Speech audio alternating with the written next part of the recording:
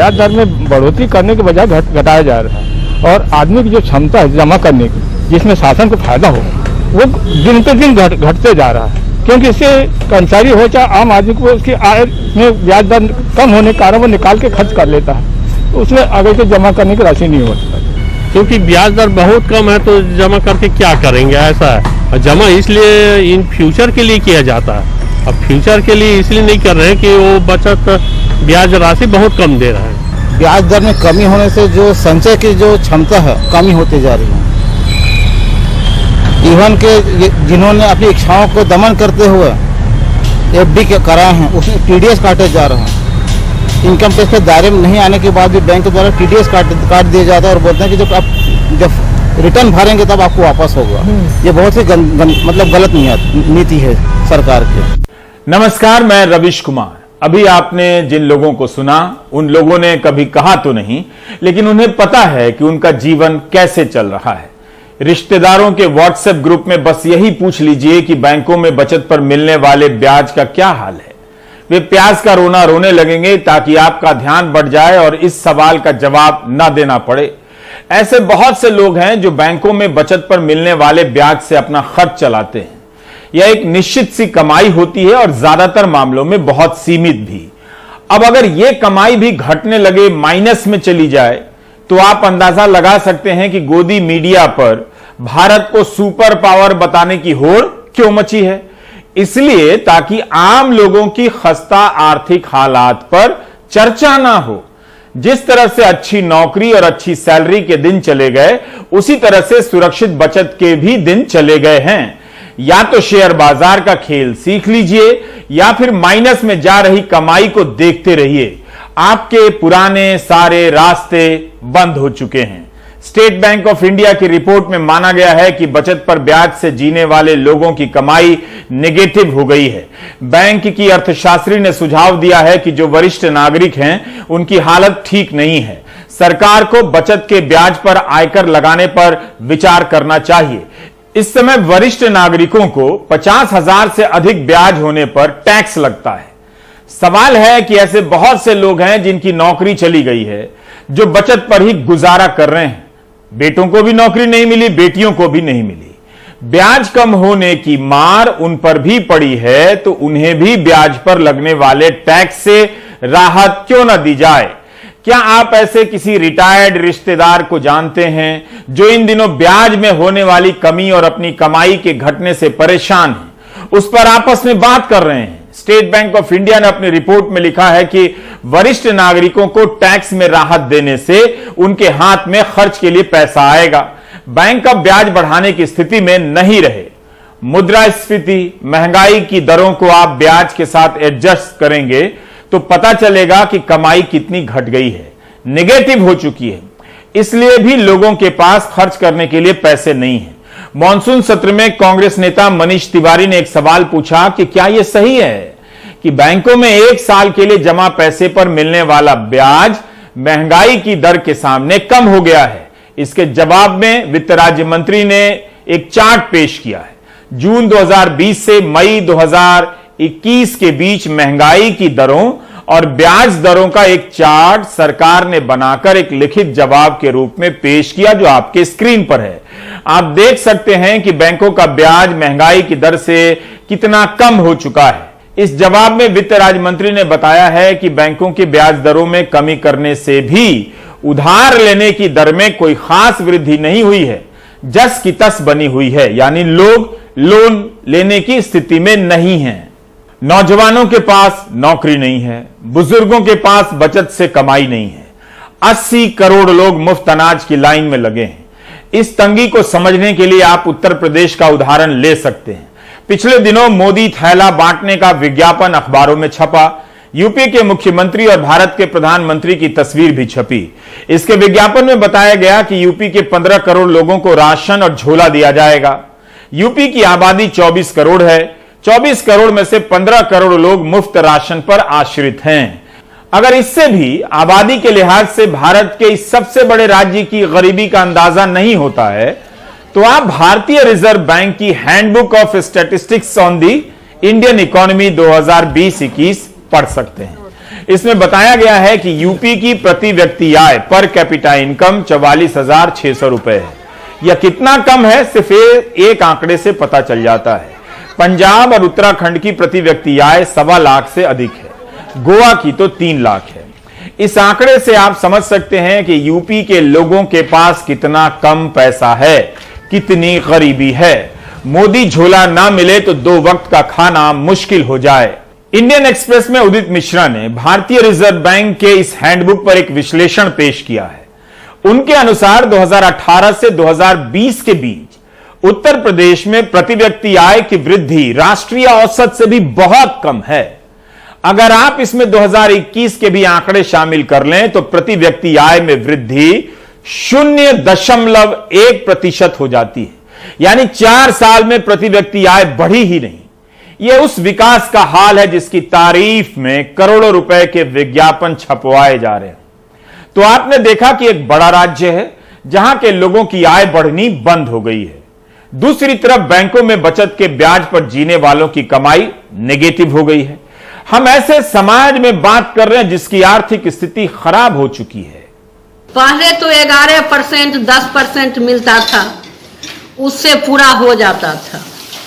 अब घटाकर 4% कर दिया है, अब पूरा नहीं हो पाता है। दवा भी मेरी पूरी नहीं होती है तो परिवार को हम कैसे चला सकते हैं। महंगाई तो चरम सीमा पर पहुंच गई है। तेल जो खरीदते थे 60-50, वह अभी खरीद रहे हैं 250, 300। 2014 के बाद से ब्याज दर घटने लगी है। घटते घटते अभी तो इस पोजीशन में आ गया है कि ब्याज बल्कि नगण्य रूप में है। इससे ब्याज से लोगों को गुजर बसर नहीं हो पाता है। पहले तो था कि ब्याज पर में निकाल लेते थे मंथली और उनका परिवार का खर्च चल जाता था। हम लोग रिटायर्ड पर्सन हैं, प्रोफेशनल्स हैं और मोटा मोटी हम लोग मेडाइवल हैं, मध्यम वर्गीय से आते हैं। हम लोगों को जो रिटायरमेंट का कुछ धन मिला था सरकार के द्वारा, उससे उसको डिपॉजिट बैंक में दिए हुए थे। बैंक से जो ब्याज के रूप में मिलता था उससे घर परिवार दवाई, और हम लोग जो बीमार सख्त हैं, हार्ट के पेशेंट हैं, मेरा हार्ट का ऑपरेशन हुआ है, कहीं कोई फिजिकल मूवमेंट नहीं कर सकते हैं। तो 2014-15 तक मैंने जो बैंक देती थी वो सेटिस्फैक्ट्री था। हम लोग उससे अपना घर परिवार, बच्चों, पत्नी सबका इलाज वगैरह करते थे।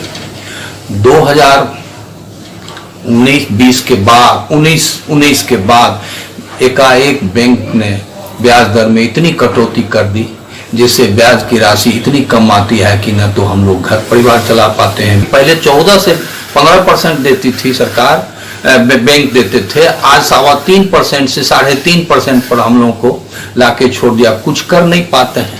अब सोचा जा सकता है कि 14% और 3.25% में क्या डिफरेंस है, उससे क्या हम लोगों को मिलेगा। हिंदू मुस्लिम नेशनल सिलेबस, अतीत के गौरव की बहाली, किसी ना किसी महापुरुष की मूर्ति और स्मारक, जयंती और पुण्यतिथि, उस पर स्मरण और भारत को विश्व गुरु बनाना, दुनिया में भारत का नाम हो गया है। यह सब आज के भारत के राष्ट्रीय खेल है। थीम खो खो, कबड्डी। इससे खेलते हुए पता ही नहीं चलता कि जीवन बर्बाद हो चुका है। एक तरह से अच्छा भी है कि लोग इन सब विषयों में खोए हुए हैं, वरना उनकी नींद उड़ी रहती। अगस्त महीने में सरकार ने भी लोकसभा में 2018-2019 के लिए प्रति व्यक्ति आय का आंकड़ा पेश किया है। इसके अनुसार उत्तर प्रदेश की प्रति व्यक्ति आय 43,670 रुपए है। बिहार की प्रति व्यक्ति आय 28,668 रुपए है। कितना कम है। प्रति व्यक्ति आय के मामले में बिहार सबसे नीचे, यूपी बिहार के ठीक ऊपर है, यानी नीचे से नंबर 2 है। 120 सांसद भेजने वाले इन 2 बड़े राज्यों की हालत सरकार के ही डेटा से बाहर आ गई है। राजनीति के तेवर देखिएगा इन प्रदेशों में तो लगेगा कि इनसे ज्यादा किसी ने तरक्की नहीं की और पॉलिटिक्स किसी को आती नहीं। इतनी गरीबी के बाद भी दोनों प्रदेशों की राजनीति में आर्थिक मुद्दों की कोई जगह नहीं बची है। किसी को फर्क नहीं पड़ता कि बिहार के उप मुख्यमंत्री की बहू और उनके कुछ करीबी रिश्तेदारों को ही नल जल योजना का ठेका मिल गया है। 3 दर्जन से अधिक ठेके मिले इनके परिवार को 53 करोड़ रुपए के। असल में गलत में ही दिन रात रहने की इतनी आदत हो गई है कि गलत का पता ही नहीं चलता है। एक्सप्रेस के संतोष सिंह की यह रिपोर्ट आई है। तारा किशोर प्रसाद बिहार के उप मुख्यमंत्री हैं, बीजेपी से विधायक हैं। कटिहार जिले में भावरा पंचायत का पोखरिया टेगाबाड़ी गांव। जब आप प्रवेश करेंगे तो ग्रामीण आपको जल नल योजना का हाल कुछ ऐसा दिखाते और बताते हैं। नहीं करता है, खबर देते हैं, आईबे नहीं करता है, कोई नहीं आता है। क्योंकि पाइप दिया है तो पाइप से ऐसे पानी बह रहा है, उसको ये नहीं रिप्लेस में नल भी सेट नहीं किया हम लोग का मोहल्ला में। इसके बाद जैसे जैसे आप गांव के लोगों से बात करते हैं, परत दर परत कहानी खुलती जाती है। ग्रामीणों का कहना है जब से जल नल योजना का काम हुआ है तब से ही नलों में पानी नहीं मिल रहा। नहीं आ रहा है पानी, जब से लगाया पानी नहीं आता है, पाइप टूट गया है, कोई देखने का नहीं आता है। हर ग्रामीण की यही शिकायत है कि काम इतना घटिया हुआ है कि नल है तो जल नहीं और टंकी बना तो पानी नहीं। और काम कराने वाले उस समय के स्थानीय विधायक और अब उप मुख्यमंत्री तारकिशोर प्रसाद के संबंधी हैं तो कहीं कोई सुनवाई नहीं हुई। 1% भी सक्सेस नहीं हुआ हम लोग का गांव में। डिप्टी सीएम का भगना है इसमें, वो काम किया है, वही काम किया है जो उसका बेटा भी है। विभागीय रिकॉर्ड के अनुसार तारकिशोर प्रसाद की बेटी, साले और स्टाफ के कई लोगों की कंपनियों को कुल 53 करोड़ के ठेके मिले और तर्क यह दिया जा रहा है कि उनके टेंडर सबसे कम रेट के थे। बिहार सरकार के पूर्व शिक्षा राज्य मंत्री ने इस मामले को सबसे पहले उठाया था और अब पूरे मामले की जांच की मांग कर रहे हैं। पानी को कामत टोला तक जाना है और जब हम लोगों ने कहा कि पाइप घटिया है, क्वालिटी नहीं है, पतला पाइप है तो पानी आएगा ही नहीं, तो कैसे हम आखिरी छोर तक जाएगा, तो पुलिस भेजा गया। तो 2 बार पुलिस उन लोगों को जो है तंग किया कि पकड़ कर ले जाएंगे, तुम लोग क्यों काम में बाधा। तब ग्रामीणों ने हमसे कहा कि देखिए सर, रोज पुलिस आ रही है, गुणवत्ता में कमी है। मौजूदा सरकार में एक ही काम हो रहा है, सरकारी खजाने को लूटो, जनता के अधिकार को लूटो। भाई जिस प्रकार का मामला आ रहा है 53 करोड़ रुपए, ये तो एक्सप्लेन करना चाहिए नीतीश कुमार जी को। ये बहुत ही गंभीर मसला है, इसमें डिप्टी सीएम पे तो कार्रवाई होनी चाहिए, जांच होनी चाहिए, साथ ही साथ मुख्यमंत्री के अंतरात्मा को अपनी जगह आनी चाहिए। वहीं मुख्यमंत्री नीतीश कुमार और तारकिशोर प्रसाद ने तो कोई सफाई नहीं दी, लेकिन बिहार भाजपा अध्यक्ष ने बचाव में मात्र इतना कहा। यह सही है कि एक विधायक के बेटे ने 1 करोड़ 87 लाख का कार्य कराया है और चुनाव से पहले सारा कार्य उसका समाप्त हो गया था, इसलिए इसमें दूसरा कहीं करने की जरूरत नहीं। निश्चित रूप से हमारा आज का भारतीय कानून विधायक के बच्चों और मंत्रियों के संबंधियों को सरकारी ठेके लेने से कहीं से वंचित नहीं करता, लेकिन जब आप किसी मंत्री के संबंधी हैं या विधायक के बच्चे, तो जब सरकारी ठेका लेते हैं तो ग्रामीण हो या आम लोग आपसे अच्छी गुणवत्ता की उम्मीद करते हैं, जिसका इस मामले में कहीं से कोई पालन नहीं हुआ और यही सारे विवाद की जड़ है। कटिहार से श्याम के साथ मनीष कुमार, एनडीटीवी इंडिया के लिए। इसी सोमवार को बेंगलुरु में हजारों कंस्ट्रक्शन मजदूरों ने सीएम ऑफिस चलो के नाम से मार्च किया। इसकी चर्चा इसलिए कर रहा हूं कि बिल्डिंग और कंस्ट्रक्शन के क्षेत्र में काम करने वाले मजदूरों की बात है और मजदूरों को भी पता चले कि उनके कल्याण के लिए जमा पैसे का क्या हो रहा है।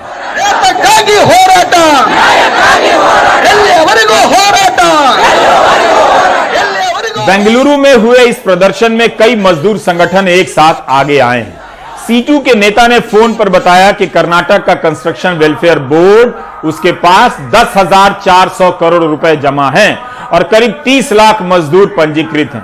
पढ़ाई, शादी, पेंशन से लेकर 19 तरह के काम में यह बोर्ड मजदूरों को पैसे देता है, लेकिन मजदूर संघ के नेताओं ने बताया कि सभी मजदूरों को पैसे नहीं दिए जाते। इसमें बड़ी संख्या में बोगस मजदूरों को पंजीकृत कराया गया है जो नेताओं के अपने आदमी होते हैं। कोविड के समय बोर्ड ने 5,000 से अधिक की राशि देने का ऐलान किया था, लेकिन 1.5 लाख से अधिक मजदूरों को नहीं मिला और बहुत से बोगस मजदूरों को मिल गया। संसद की स्थायी समिति की रिपोर्ट में लिखा है कि महामारी की पहली लहर के दौरान कर्नाटक में 13,62,000 से अधिक मजदूरों को 681 करोड़ रुपए दिए गए, यानी सभी को पैसा नहीं मिला। तब किसी को राशन का किट भी नहीं दिया गया। इस बार मजदूर संघ की मांग है कि तालाबंदी हटने के बाद भी कंस्ट्रक्शन का काम पूरी तरह शुरू नहीं हो सका है। मजदूरों के हाथ में पैसे नहीं है तो बोर्ड उन्हें एक बार में 10,000 रुपए दे। मजदूर संघ का कहना है कि बोर्ड इसकी जगह राशन किट खरीद कर दे रहा है, जो पहले ही इन मजदूरों को बीपीएल कार्ड होने के कारण मिल रहा है। मजदूर संघ आरोप लगा रहे हैं कि जो किट दिए जा रहे हैं उन्हें भी बाजार के रेट से अधिक दाम पर खरीदा गया है। सरकार बोर्ड के पैसे से दूसरे लोगों के कल्याण पर पैसे खर्च कर रही है, जिसका मजदूर संघ विरोध कर रहा है। न्यूज क्लिक में खबर छपी है कि सरकार बोर्ड के पास जमा पैसे से टीका खरीदना चाहती है। इस फैसले का भी मजदूर संघों ने विरोध किया है। उनका कहना है कि राशन किट और मजदूरों को सुरक्षा और उपकरण किट देने के नाम पर बिना टेंडर की खरीद हुई है। खरीदारी में कोई पारदर्शिता नहीं बरती जा रही है। ये सारे किट विधायकों से बंटवाए जा रहे हैं, मजदूरों को सीधे नहीं दिया जा रहा है। मजदूर संघ इसे लेकर जागरूकता अभियान चला रहे हैं। पिछली बार जब 21 दिनों की तालाबंदी का फैसला लिया गया था तो सवाल उठा कि जो दिहाड़ी मजदूर हैं वो क्या खाएंगे, उनका काम तो बंद हो गया। तब वित्त मंत्री ने कहा कि केंद्र ने राज्यों को आदेश दिया है कि वे कंस्ट्रक्शन मजदूरों के कल्याण के फंड से उनकी मदद करें। मीडिया रिपोर्ट के अनुसार बताया गया कि उस समय 3.5 करोड़ लेबर पंजीकृत थे। 1996 के बने कानून के अनुसार कंस्ट्रक्शन वर्कर्स वेलफेयर फंड में तब 31,000 करोड़ रुपए जमा थे। वैसे 2019 में शशि थरूर ने लोकसभा में यह सवाल उठाया था कि मजदूरों के कल्याण के लिए जमा 30,000 करोड़ रुपए ऐसे ही पड़े हुए हैं, उनका इस्तेमाल नहीं हो रहा है। दूसरे राज्यों के मजदूरों को कर्नाटक में हुए मजदूरों के इस प्रदर्शन से सीखना चाहिए। इसी 3 अगस्त को संसद की स्थायी समिति की रिपोर्ट में कहा गया है कि पहली लहर में मात्र देश भर में 6,506 करोड़ रुपए ही मजदूरों को दिया गया। दूसरी लहर में यह राशि घट गई, 1,708 करोड़ हो गई। जिस वक्त ज्यादा पैसे दिए जाने चाहिए थे उस वक्त सबसे कम दिए गए। कई राज्यों ने मजदूरों के हाथ में कैश नहीं दिया, केवल 7 राज्यों ने ही कैश दिया या राशन किट दिया। पौने 2 साल में बिल्डिंग के क्षेत्र में काम करने वाले मजदूरों के सामने ऐसी भयानक तबाही गुजरी, लेकिन सरकार उनके हाथ में पैसे नहीं दे सकी। पंजाब में भी कर्नाटक जैसा मामला सामने आया है। पंजाब के मजदूरों ने हाईकोर्ट में सरकार के खिलाफ केस कर दिया है कि उनके कल्याण के पैसे से टीके खरीदे जा रहे हैं मजदूरों के लिए। सोचिए, मजदूरों के कल्याण के लिए जो पैसे हैं उससे टीका खरीदा जा रहा है और फोटो प्रधानमंत्री का लग रहा है कि मुफ्त टीका दिया जा रहा है। तभी सोचिए जब जरूरी हो, अदरवाइज सोचना बहुत जरूरी नहीं है। पंजाब में श्रम विभाग ने कंस्ट्रक्शन मजदूरों के टीके के लिए 7 करोड़ से अधिक का भुगतान कर दिया है। हमारा डिमांड पूरा करने के लिए सरकार के ऊपर प्रेशर डालने के लिए यहाँ पर 10,000 से ज्यादा लोग मौजूद है। वेलफेयर बोर्ड ने कोविड समय में जो योजना लिया है उसमें भ्रष्टाचार हुआ और उसका पोजीशन करने के लिए सब वर्कर का सहूलत का एप्लीकेशन डाला है, वो अभी तक पेंडिंग में। जो एप्लीकेशन मंजूर हुआ है उसका अभी तक खाता में जमा नहीं हुआ है। और कोविड समय के टाइम में जो घोषणा किया है परिहार रुपए 3,000 जल्दी से जल्द जो कार्मिक है उसका खाते में जमा करने के लिए हम सब यहाँ इकट्ठा हुआ है। CVT के साथ inter, MCL, AITUC, HMS, ACCTU, AITCU, TUCC ऐसे 8 संगठन मिलकर आज ये प्रतिभटन कर रहे हैं। मंगलवार के प्राइम टाइम में आपने देखा था कि हरियाणा में बेरोजगारी की दर 35% से अधिक हो चुकी है। CMIE के आंकड़ों के अनुसार हरियाणा के युवाओं की क्या हालत होगी यह सोचकर रूह कांप जाता है, बशर्ते उन्हें पता भी हो कि उनके साथ क्या हुआ है। बारिश में भीगती इन छात्राओं की कहानी बेरोजगारी की नहीं है, लेकिन मेडिकल छात्राएं एक ऐसी बात के लिए भीग रही हैं जिसे बर्दाश्त न कर इन सभी ने शानदार मिसालें पेश की हैं। हरियाणा के सोनीपत के भगत फूल सिंह मेडिकल कॉलेज की इन छात्राओं की मांग है कि यहां माइक्रोबायोलॉजी पढ़ाने वाले डॉक्टर सुमित कुमार को नौकरी से निकाल दिया जाए। डॉक्टर सुमित कुमार पर कथित रूप से आरोप है कि उन्होंने छात्राओं को गालियां दी और भद्दे इशारे किए। कॉलेज ने इसकी जांच के लिए कमेटी भी बनाई, जिसने अपनी रिपोर्ट सौंप दी है। टीचर सुमित कुमार को पढ़ाने के काम से हटा तो दिया गया, लेकिन छात्राओं का कहना है कि शिक्षक को नौकरी से निकाला जाना चाहिए। 2 दिनों से प्रदर्शन कर रही हैं, तब भी कार्रवाई में देरी हो रही है। इन छात्राओं ने अपने इरादे से डॉक्टर सुमित कुमार जैसे शिक्षकों को संदेश भेज दिया है कि पढ़ाई एक अति गंभीर मामला है और लोकतांत्रिक भी। इधर मालिक बनकर, अफसर बनकर गाली देकर पढ़ाना बर्दाश्त नहीं किया जाएगा। इन छात्राओं ने जो काम किया है उसकी तारीफ प्रधानमंत्री को मन की बात में करनी चाहिए, बेटी बचाओ बेटी पढ़ाओ के लिए। हमारे देश में कुछ भी हो सकता है। जो टीका केंद्र पर नहीं गए उन्हें टीका लग सकता है, और दुनिया से जो जा चुके हैं उन्हें भी टीका लग सकता है। चारों तरफ झूठ का प्रवाह इतना ज्यादा है कि लोगों को यकीन करना भी मुश्किल हो गया है कि सच भी कहीं होता है। अनुराग द्वारी की यह रिपोर्ट बताती है कि कई बार ऐसी खबरें दिखाई गईं, लेकिन हुआ कुछ नहीं। भोपाल से करीब 200 किलोमीटर दूर आगर मालवा में आशुतोष शर्मा मोबाइल में अपनी मां की यादों को सहेजते हैं, लेकिन इसी मोबाइल पर आए एक मैसेज और सर्टिफिकेट ने जैसे उस दर्द को और बढ़ा दिया। उनकी मां विद्या शर्मा को 8 मार्च को पहला डोज लगा, जून में दूसरा डोज लगना था, लेकिन 1 मई 2021 को कोरोना से ही उनका निधन हो गया। मौत के 4 महीने बाद 17 सितंबर को मोबाइल पर मैसेज आया कि नगरपालिका टाउन हॉल में उन्हें टीके का दूसरा डोज लग गया। वेबसाइट में आशुतोष को मां के नाम का सर्टिफिकेट भी मिल गया। रात में मेरे पास एक मैसेज आता है 8:02 पर मेरे मोबाइल पर कि मेरी मम्मी का जो है टीकाकरण किया गया, सेकेंड डोज उसमें सक्सेसफुली लगाया गया। जब मम्मी इस दुनिया में ही नहीं है और उनको टीकाकरण किया गया, पता नहीं उन्होंने टीका किसको लगाया और क्या चल रहा है। तो क्या सोचते हैं इन सब चीजों को लेकर आप? मुझे लगता है अधिकारियों को बहुत प्रेशर बनाया जा रहा है टीकाकरण के नंबर्स बढ़ाने के लिए, और इस तरह से फिर उनको फर्जीवाड़ा करने पे वो मजबूर होना पड़ रहा है। आगर की ही छावनी इलाके में रहने वाली 26 साल की पिंकी वर्मा ने 8 जून को पहला डोज लगवाया। दूसरा डोज लगना है, लेकिन उन्हें भी 17 सितंबर को मैसेज आ गया कि उन्हें टीका लग गया, वो भी राजस्थान में झालावाड़ जिले के टीकाकरण केंद्र पर। मुझे वैक्सीन की पहली डोज 8 जून को लगी थी और दूसरी डोज 84 दिन के बाद 7 सितंबर को लगने वाली थी। तो मेरी तबीयत अचानक खराब हो गई थी बीच में, तो मैंने दूसरी डोज नहीं लगवाई। और कल अचानक मेरे पास मैसेज आया तो मैं उसको देख के चौंक गई कि जब मैंने दूसरी डोज लगवाई नहीं तो मेरे पास मैसेज कहाँ से आएगा कि आपको दोनों वैक्सीन लग चुकी है। भोपाल की रहने वाली 54 साल की लीला सुतार को 25 मार्च को पहला टीका लगा, फिर वो कोरोना संक्रमित हो गई, दूसरा डोज लग नहीं पाया, लेकिन 17 सितंबर को उन्हें भी टीके के दूसरे डोज का मैसेज आ गया। मैंने अभी वैक्सीन नहीं लगाया, दूसरा वैक्सीन नहीं लगाया, फिर भी मेरा मैसेज आ गया है कि आप वैक्सीन लगा चुके हैं। अब मैं कहीं बाहर गई तो मुझे तो परेशानी आएगी, अब मैं क्या करूं बता।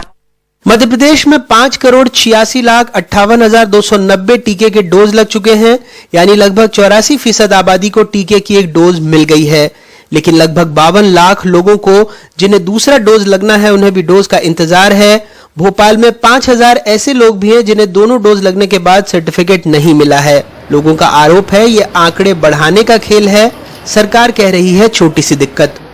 कौन सा मामला है, एक आध जगह का कहीं कोई मामला होगा तो उसकी जांच की जाएगी। कहीं हो सकता है लिपि की त्रुटि हुई हो या इस तरह की, पर अमूमन कहीं कोई दिक्कत ऐसी समझ में नहीं आई है, ना ही कोई ऐसे मामले आए। पर उसके बाद भी यदि कहीं इस तरह की दिक्कत होगी तो उसका निदान किया जाए। अब वैसे 27 सितंबर को महाअभियान की तैयारी है। लक्ष्य है उस दिन राज्य की पूरी आबादी को पहला डोज लगा दिया जाए।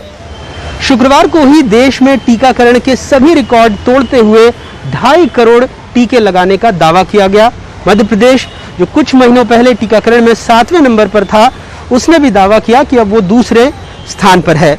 लेकिन जून में ही हमने खबर दिखाई थी कि कैसे 13 साल के बच्चे को बगैर टीका लगवाए टीकाकरण का सर्टिफिकेट मिल गया, और अब एक मृतक के नाम पर टीकाकरण का सर्टिफिकेट जारी हो चुका है, जो खुद बताता है कि ये आंकड़े कैसे हासिल किए गए होंगे। आगर मालवा से जफर मुल्तानी और भोपाल से कैमरा पर्सन रिजवान खान के साथ अनुराग द्वारी, एनडीटीवी इंडिया। टीके को लेकर दुनिया में अलग ही लेवल की लड़ाई चल रही है। एक ब्रिटेन है ब्रिटेन ने कहा है अब जाकर कि कोविशील्ड से उन्हें कोई दिक्कत नहीं है, दिक्कत है टीके के सर्टिफिकेट से। क्या दिक्कत है यह ब्रिटेन ने नहीं बताया। यह कहा है कि कोविशील्ड के दोनों डोज लगाने वाले यात्रा कर सकते हैं, लेकिन उन्हें क्वारंटीन करना होगा। लेकिन इस झगड़े में कोवैक्सीन का तो नाम ही नहीं आ रहा, उनका क्या होगा? ब्रेक ले लीजिए।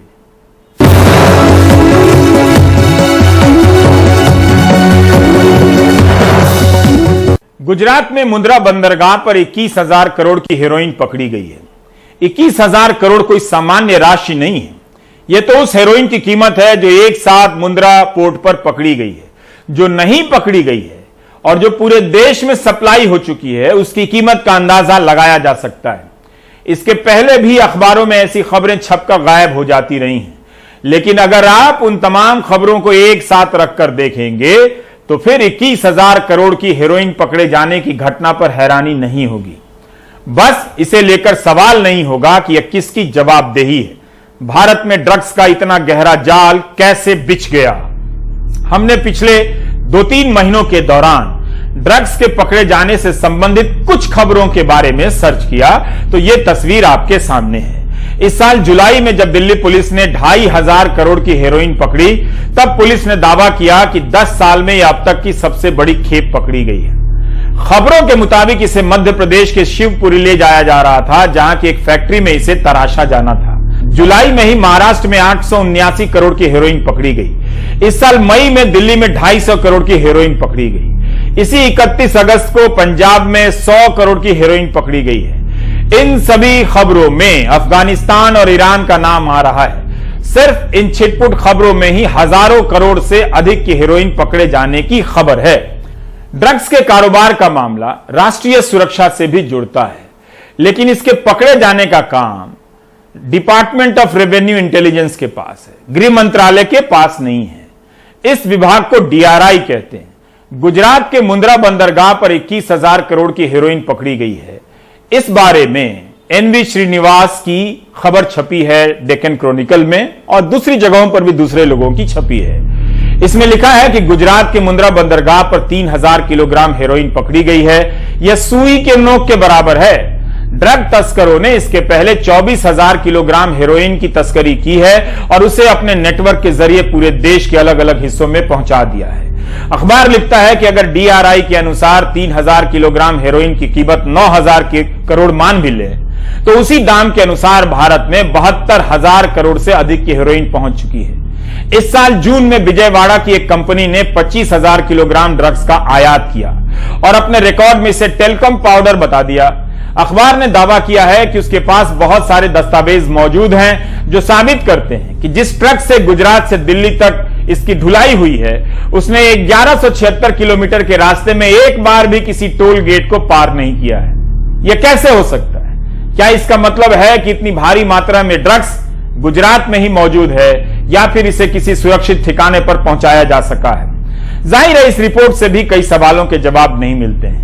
इस रिपोर्ट में लिखा है कि इतनी बड़ी खेप चेन्नई के एक पति पत्नी के नाम से आई है। इससे संदेह और गहरा हो जाता है। इतनी बड़ी राशि का ड्रग्स सिर्फ 2 लोग उससे जुड़े हों, विश्वास करने के लायक नहीं है। डीआरआई को, वित्त मंत्रालय को या किसी को भी इस मामले में विस्तृत प्रेस कॉन्फ्रेंस करनी चाहिए। मुंद्रा पोर्ट का संचालन अदानी ग्रुप करता है। इस समूह ने अपने बयान में, सार्वजनिक बयान में कहा है कि उसका काम बंदरगाह की रखरखाव करना, उसका संचालन करना है। कंटेनर में जो माल लाया जाता है उसकी जांच करने का काम उनके पास नहीं है, ना अधिकार है। यह काम दूसरी एजेंसियां करती हैं। किसी भी बंदरगाह से हजारों की संख्या में कंटेनर का आना जाना होता है और उनकी जांच करने के लिए कस्टम और तमाम जुड़ी दूसरी एजेंसियां होती हैं। कांग्रेस ने इसे लेकर आरोप लगाया है कि भारत में 2.25 लाख करोड़ की 25,000 किलो हेरोइन कहां चली गई। इसकी जांच होनी चाहिए। तो क्या प्रधानमंत्री जी जवाब देंगे?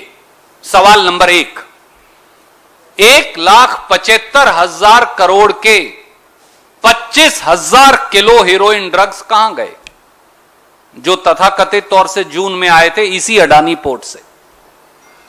सवाल number 2, narcotics control bureau, DRI, ED, CBI, IB, क्या वो सोए पड़े हैं? या फिर उन्हें मोदी जी के विरोधियों पर रेड डालने से फुर्सत नहीं मिल रही? सवाल नंबर 3, क्या ये सीधे सीधे देश के युवाओं को नशे में धकेलने का षड्यंत्र नहीं? सवाल नंबर 4, क्या ड्रग माफिया को सरकार में बैठे किसी सफेदपोश राजनेता का संरक्षण है? क्या आप ये सोच रहे हैं कि कुछ नहीं होगा? पूछने से क्या होता है? आप सही सोच रहे हैं, लेकिन पूछना तो पड़ता है, तभी तो पता चलता है कि कुछ नहीं होता है। आप देख रहे थे प्राइम टाइम। नमस्कार।